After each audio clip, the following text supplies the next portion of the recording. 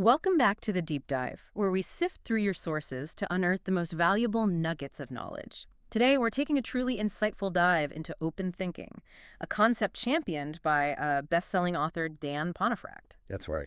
The core of this deep dive is really to tackle a common challenge, one we all face, right? Whether it's personal lives or at work, those frustrating, dysfunctional thought patterns. Yeah, the ones that lead to burnout, disengagement, maybe that feeling of just information overload. Totally. And Pontefract presents open thinking as the powerful antidote. It's a cyclical process designed to ignite boundless creativity, sharpen decision-making, and, well, guide us to a thoughtful, effective action. And what's really compelling, I think, about his approach is how he boils this whole complex idea down into such a simple, unforgettable mantra. Dream. Decide. Dream. Decide. Do repeat. I like that. Yeah, and he built this framework by pulling from an incredibly diverse range of sources. I mean, everything from deep organizational data, academic research, historical studies, even direct interviews with people from all walks of life, chefs, musicians, CEOs, mayors, even milliners. Wow, that's quite a range. It is. It's basically a powerful appeal for a world that just, well, thinks better. So what does this all mean for you, our listener? Well, we're going to explore some really tangible, actionable strategies you can use to optimize your own thinking process, hopefully helping you become more creative, more efficient, and ultimately just more effective in everything you do. Think of this as your personalized shortcut, maybe, to reshaping your approach to both work and life. It's good. I'm genuinely curious to see what we'll uncover here. So, at its heart, open thinking is about consciously improving how you think in your daily life. Right. We're not talking about, avoiding car crashes or medical emergencies. And this isn't a super deep dive into the nitty-gritty psychology or neuroscience of the brain itself. No, not that level. It's the kind of thinking you actually have direct control over. Exactly. The kind you can refine and hopefully want to improve. And this brings up a really crucial question. How exactly do our daily mental habits shape our lives over time? Pontefract uses a really powerful analogy here. Oh, yeah.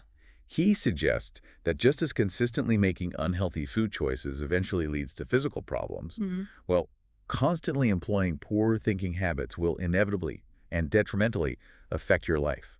It really highlights the need for balance. That balance is absolutely critical because when our reflection and our action fall out of sync, that's precisely when we tumble into these problematic thinking patterns. And Pontefract identifies 3 core inhibitors to open thinking. Okay. First up, we have indifferent thinking. This is characterized by low reflection and stagnant action. Right. So not much thinking, not much doing either. Exactly. It's that mindset where you're actively resistant to change, genuinely uninterested in taking action, and pretty much closed off to any new ideas. As one prominent author highlights, this sort of automaticity of thinking often leads to boredom, stagnation, and a noticeable decline in performance. Yeah, it reminds me of that Muhammad Ali quote. About someone looking at the world at 50 the same way they did at 20, they've effectively wasted 30 years of potential growth. Such a powerful quote. And we saw this vividly play out in a BCIT tower building experiment. One group, completely gripped by the sense of hopelessness, just fell back on old habits. What happened? Well, they quickly assigned roles, tried building a few floors, decided the task was impossible, and then just stopped. They got stuck in indifferent thinking, neither taking meaningful action nor reflecting on new ways to do it. Just checked out. Mentally checked out. Okay. So if indifferent thinking traps us in stagnation, what about the opposite extreme? Endless analysis, but no action. Ah, yes. That's what Pontefract calls indecisive thinking. The classic paralysis by analysis. Exactly, a term coined way back by H. Igor Antsov. You generate an overwhelming number of options, maybe too many, and then you just freeze, unable to actually commit to a decision. Yeah, psychologist Barry Schwartz in The Paradox of Choice talks about this, how having too many options can actually increase wasted time, depression, even anxiety. It makes sense. I can relate. I remember playing Stratego as a kid, and one neighbor would spend, I swear, over 25 minutes meticulously planning his pieces before we even started. Oh, wow. An eternity for a kid. Absolute eternity for a 10-year-old. He was completely in the grip of indecisive thinking. Exactly.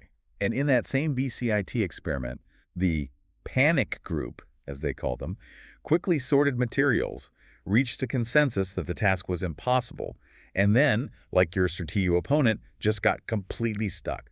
Huh. Their tentativeness totally got in the way of any real creative problem solving. You have to wonder how often that happens in organizations, right? Brilliant ideas just dying because people are afraid to commit. That's a really good question, which leads us then to the third inhibitor, inflexible thinking. Okay, so this one is low reflection, but high action. Right.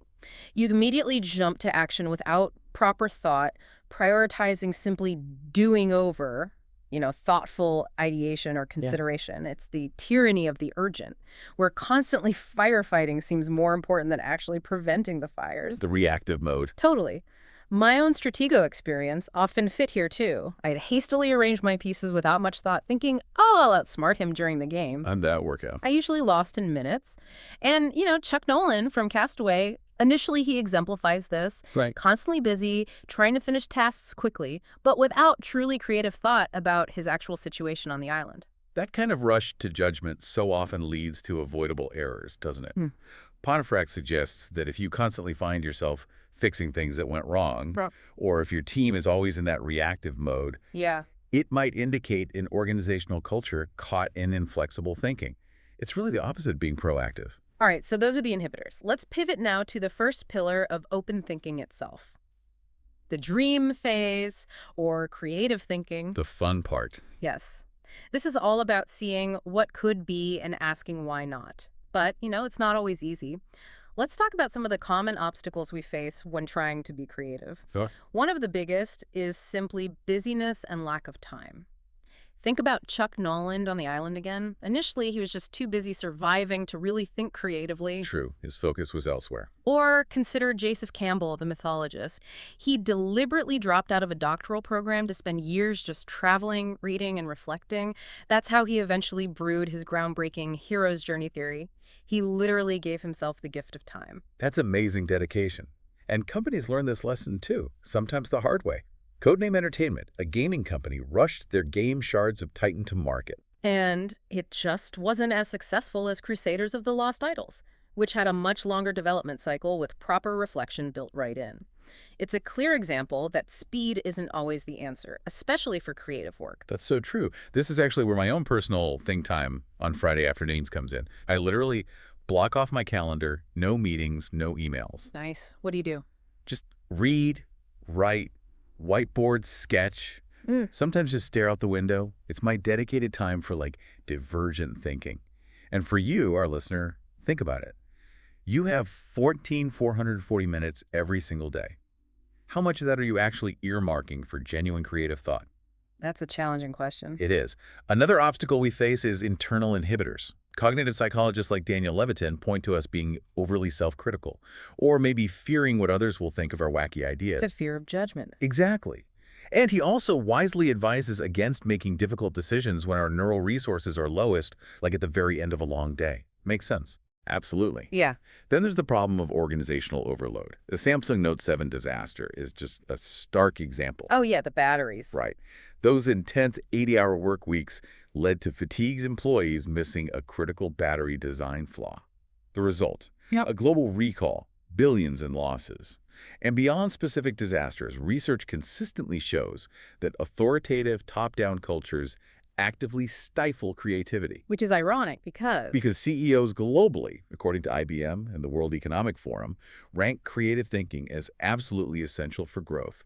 Yet the reality is that disengaged employees still outnumber engaged ones 2 to 1. That signals a serious disconnect between what leaders say they value and the environments they often end up creating. That's a huge gap. And finally, there's this tension between short-term versus long-term thinking. Right. The immediate versus the future. Consider the Office of Net Assessment, the ONA, created way back by President Nixon. Its sole focus was long-term national security, studying future ramifications decades out. Or Stuart Brand's Long Now Foundation, which takes it even further. They consider the next 10,000 years. 10,000. Yeah, emphasizing serving the long view and rewarding patience. It's a powerful reminder that truly impactful creative thinking often requires a much bigger canvas than we usually allow. Okay, so those are some big obstacles. How do we actually counter them? What are the strategies for boosting creative thinking? Good question. Let's explore some. A really fundamental one is observation as a prerequisite. Samir Patel, the CEO of Kahuna, believes that observing these undercurrents, really listening for signals, deeply thinking about repercussions is absolutely crucial before you jump into action. So being perceptive first. Exactly, being perceptive. And building on that, a collaborative culture is just vital. Brian Scudamore, CEO of O2E Brands, talks about hiring diverse people and fostering an environment of genuine respect and trust. Like Pixar. Exactly like Pixar. Ed Catmull famously ensured it was safe for everyone to offer ideas, creating that psychological safety where creativity could really bloom. Stocksy United, an artist-run cooperative, takes this further with their belief in creative integrity and co-ownership, making sure every voice is genuinely heard. That sounds ideal. And Teresa Amabile from Harvard Business School notes that creative tasks are often heuristic, meaning they involve a lot of trial and error, exploring different paths, rather than just following a strict, predictable formula. This kind of exploratory problem-solving thrives in collaborative, trusting environments. This naturally leads, I think, to emergent strategy. Mark Kielberger of the WE organization, for instance, advocates for much shorter planning cycles, thinking in, say, 6-12-month chunks instead of those huge, often overwhelming, big, hairy, audacious goals. Right, keeping it more agile. Yeah. And Carl Moore, a professor at McGill, explains Henry Mintzberg's concept of emergent strategy, where strategy isn't rigidly pre-planned but evolves organically from observations, from experiments, from what you learn along the way. So it adapts. Exactly. This constant back and forth between different thinking modes truly fuels creativity, letting you adapt and innovate as you go. What's really fascinating here is integrative thinking, a concept from Roger L. Martin. This isn't just about finding a compromise between two ideas. No. No, it's about synthesizing two seemingly opposite ideas into something entirely new and often far superior. It's about finding that third way that unlocks genuinely limitless possibilities, moving beyond that restrictive either thinking to a powerful both-hand approach.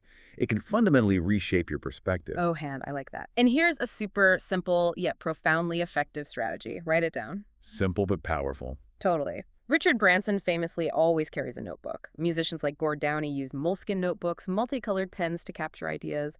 Joel Plaskett, another musician, continuously jots down ideas, even if they seem corny, as he says at first. Get it out of your head. Exactly. I personally use Evernote for every little idea, poem fragment, book thought that sparks. This simple act helps creativity and memory. It gives your ideas a place to live and maybe grow. And one common mental trap that really hinders creativity is functional fixedness. Carl Dunker's classic candle test illustrates this perfectly. Remind me of that one. Sure, we tend to fixate on an object's typical use, right?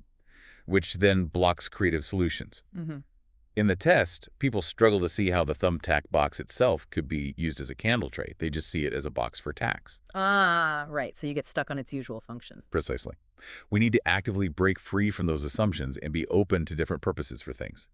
Karen Ruiz of Lilliput Hats, she's a milliner in Toronto, really embodies this. Her shop is described as a hive of invention and dreaming. Cool. And she notes that hat craftsmanship is shaped by reflection, and that creativity cannot be forced, but is built over time through this kind of openness and play. Built over time. Okay, so that covers the dream phase. Let's transition to the second pillar of open thinking, the decide phase, which is all about critical thinking. Making sound judgments. Exactly. Not just quick, unthinking reactions, but like creativity, critical thinking has its own set of obstacles. Not bad. A huge one today is technology addiction and distraction. Musician Joel Plaskett lamented that his critical thinking was deeply affected by social media apps. He basically said technology has fucked everything up with its constant barrage. Strong words, but I get the sentiment. Yeah. Studies from the University of Waterloo show smartphones can actually supplant our own thinking. And author Nicholas Carr highlights how they significantly reduce our attention spans. It feels like that sometimes. And Dominic Reed, event director for the Invictus Games, points out the loss of face-to-face interaction due to email and tech. He argues it creates new constraints and makes it harder to truly engage with opposing views, to hash things out. That makes sense. Building on that, we often run into cognitive dissonance. Leon Festinger's theory explains that people actively try to avoid conflicting beliefs because it creates this internal disharmony, this discomfort, which can actually lead to harm if we ignore important conflicting information. How do companies deal with that? Well, interestingly, Netflix's first core value is judgment. And it's actually designed to counter this cognitive dissonance, encouraging employees to embrace multiple perspectives rather than shying away from them. That's proactive. It is, because we've seen catastrophic failure stemming from a lack of critical thinking, haven't we?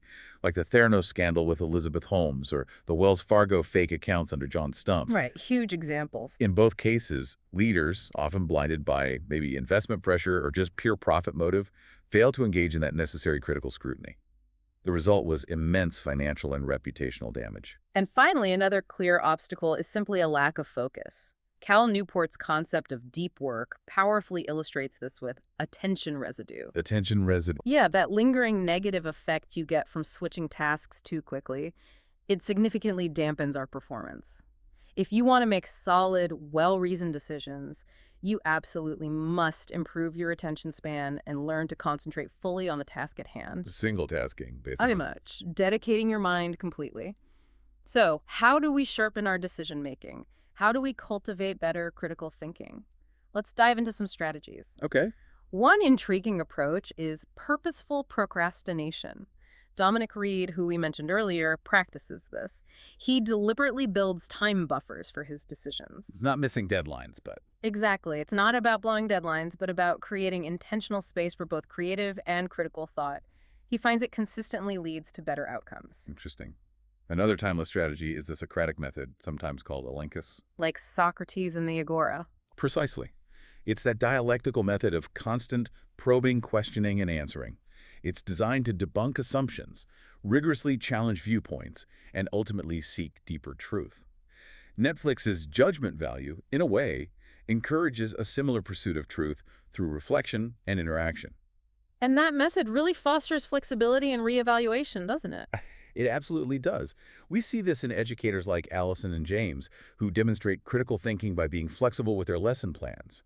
They adapted, for example, to discuss Donald Trump's inaugural address compared to Abraham Lincoln's, rather than just sticking rigidly to an old plan. Being responsive. Yes. And Dr. James, an oncologist, provides another amazing example of this flexibility. He dramatically improved stroke patient outcomes by challenging the long-standing 3-hour window for TPA administration. What did he change it to? He managed to reduce it to just 60 minutes, based on critical evaluation of the data. His willingness to revisit established norms, to apply critical thinking, truly exemplified this flexible approach. Lives were saved. That's incredible. Building on that, Daniel Levitin argues for a concept he calls satisficing. Satisficing. Like satisfying and sufficing. Kind of. It suggests we don't always need to strive for 100% absolutely perfect, ideal decisions. Sometimes a good enough decision is perfectly acceptable, especially for less crucial choices. It saves valuable time and mental energy. Okay, that makes sense for smaller stuff. Yeah. Levitin points to Warren Buffett, who famously drives older cars and lives in a modest house, as someone who satisfices in many areas of his life. Why? To focus his critical thinking power on the big investment decisions that truly matter. Ah, speaking of Buffett, he also lives by another powerful critical thinking model. Understanding your circle of competence. Knowing what you know. And maybe more importantly, knowing what you don't know. He advises knowing your area of expertise inside and out. If a decision falls outside your circle of competence, the strategy isn't to guess. What is it then? It's to proactively gather information, decipher it, collaborate with people who do have that expertise, and manage your time effectively to inform your opinion. It's about intellectual honesty. This leads perfectly into collaboration and questioning. Maker spaces, for instance, are designed to foster exactly this collaboration and trust. They integrate creative and critical thinking through hands-on problem solving. Like a modern agora. Exactly. A modern-day agora and elenchus. And think about someone like Alan, a forensic accountant mentioned in the source. He spends 80% of his time just analyzing data, stressing the absolute need to decipher the lies from the truths. High stakes there. Totally. He advises asking crucial questions like, is this claim really accurate? Can a second or third source back it up? What other data do I need to get the full picture? That's so relevant today. It is. This is critical for you, our listener, especially in this age of pervasive misinformation. For example, did you know the common mistranslation of the Chinese word wedgie? People often say it means danger and opportunity. Yeah, I've heard that. It's actually incorrect. It just means a risky situation, a juncture point. We so often share information before truly thinking critically if it's accurate. A good reminder to pause and verify. Definitely. Okay, finally, we arrive at the do phase, applied thinking. Putting it all into action. Yes, the commitment to execute a decision. And it's not just about getting things done quickly, it's about how we think during the action itself. But even here, obstacles can trip us up. Like what? Well, a big one is busyness for busyness' sake. Charlie Chaplin's classic film Modern Times just brilliantly satirizes the dehumanizing effect of constant, unthinking action. Like a cog in a machine. Precisely. And early in my career, I vividly recall overseeing a program that rushed headlong into applied thinking without enough critical thinking beforehand, even though the market was clearly shifting. Uh-oh. Yeah, it was a colossal mistake that really hammered home the importance of thoughtful action, not just action. And then there's the backfire effect, Yeah. which is fascinating. It describes how challenging someone's deeply held convictions can actually make those beliefs stronger. So arguing makes them dig in more. Often, yes. It leads people to double down rather than adjust their actions based on new evidence. This can contribute to an inappropriate action bias. Think about goalkeepers in penalty shootouts. Okay. They dive something like 93.7% of the time. But statistically, staying put gives them a better chance of saving the ball, about 33.3%, versus less for diving either way. So why do they dive? They choose action over the statistically optimal strategy because it simply feels better than just standing there doing nothing. It's a powerful psychological pull towards action, even if it's wrong. Wow. Another obstacle is simply saying yes too often. Cornell professor Brian Wansing did this bottomless bowls experiment with soup. Bottomless bowls. Yeah, bowls that secretly refilled. People just kept eating way more than usual because they struggled to say no or recognize they were full. It showed how hard it is to stop. Interesting parallel. And Darren Entwistle, CEO of TELUS, actually had to teach his leaders the profound power of saying no to prioritize effectively. Studies consistently show that even senior leaders struggle to shut down failing initiatives. They just keep saying yes to things that aren't working. It's hard to cut your losses. And finally, a truly devastating obstacle is rigidity. The Space Shuttle Challenger disaster is just a heart-wrenching example. O-rings. Exactly. NASA insisted on launching despite explicit warnings about the O-rings failing in cold weather. That catastrophic rigidity in applied thinking led to tragedy. Tim Hockey, former CEO of TD Ameritrade, shared a deeply personal story, too, about his own rigidity during an acquisition discussion, how he ignored his chief risk officer. What happened? He said it taught him a profound, painful lesson about honorable leadership and the real danger of inflexibility when you're in the execution phase. Okay, so lots of pitfalls in the do phase, too. How do we move from decision to truly thoughtful action, then? Pontefract outlines what he calls the 4 execution functions for applied thinking. The 4 functions, let's hear them. The first is to be mindful. This means remembering what's truly relevant and pivotal to your task and actively improving your working memory. Keeping the goal in sight. Exactly. An actionable tip here. Set deadlines. Charlene Lee calls them forcing functions. They compel you to act, and actually writing them down physically lessens your cognitive load. Takes it out of your head again. Right. And importantly, practice anti-multitasking. Cal Newport's deep work, again, he advocates for long, concentrated periods on single tasks precisely to avoid that performance-dampening attention residue. Fully commit to one thing at a time. Makes sense. What's the second function? The second is to be attentive. This means being flexible, yet still laser-focused. You expect hiccups, you expect curveballs, and you're ready to adjust course rapidly when they happen. Adaptable focus. Yeah. A great actionable tip here is practicing reflective urgency, a concept from Chris Myers of Bowtree. This is about rapidly reflecting on your priorities and swiftly adjusting course, like, reacting quickly but thoughtfully to an unexpected event, maybe like an earthquake scenario he uses as an example. Okay. Tanya Miller, a symphony conductor, highlights this beautifully, that delicate balance between meticulous preparation and the exhilaration of staying in the flow, staying close to the line for optimal performance during the actual concert. And part of being attentive? Yes. Crucially, it means admitting when you're wrong and remedying errors quickly. Don't just push through inflexibly. Got it. Third function. The third function is to be ruthless. Ruthless. Sounds harsh. Well, it means intentionally blocking out inconsequential impulses and distractions that try to pull you off course from your chosen action. Ruthless with distractions, not people. Exactly. John Della Costa of the Center for Ethical Orientation argues that busyness has, unfortunately, become this sort of badge of honor, often distracting us from life's bigger why questions. So true. And Brad Smith, CEO of Intuit, wisely states, time is our most precious and limited resource, which necessitates truly ruthless time management, protecting that focus. So extendable tips. Filter information aggressively. Yep. Filter information, schedule actual buffer time between tasks so you're not constantly rushing, and as technologist Alexandra Samuel advises, learn to say no much more often to things that don't align. Some organizations institutionalize this, right? They do. O2E Brands, for example, uses daily 7-minute huddles, just 7 minutes to keep everyone aligned, focused, and effectively block out distractions for the rest of the day. Efficient. Okay, what's the fourth and final function? The fourth function is to be humane. The counterpoint to ruthless. Precisely. It means to empathize, to truly understand and be sensitive to those you work with and those you serve through your actions. And there are different kinds of empathy, aren't there? Yes. Jamil Zaki and Kevin Ochner define 3 types. Rational empathy, which is perspective-taking, just seeing their view. Emotional empathy, which is vicariously feeling what they might be feeling. And sympathetic empathy, which is that pro-social concern that actually motivates you to help. Okay. Satya Nadella, Microsoft's CEO, demonstrated this powerfully after that Tay.ai bot incident. Remember that? Vaguely, yeah. The AI wet robe. Pretty much became very offensive very quickly. But instead of berating his team, Nadella chose empathy. He supported their learning and improvement from the mistake. And studies actually show that leaders who demonstrate empathy perform significantly higher, like 40% higher in some cases. Wow. But empathy seems to be declining. Sadly, yes. Research suggests empathy is declining overall, and a lack of empathy, often linked to that bias for action we talked about, can cause genuinely dysfunctional behavior and jeopardize objectives. Liz Wiseman calls these people rapid responders.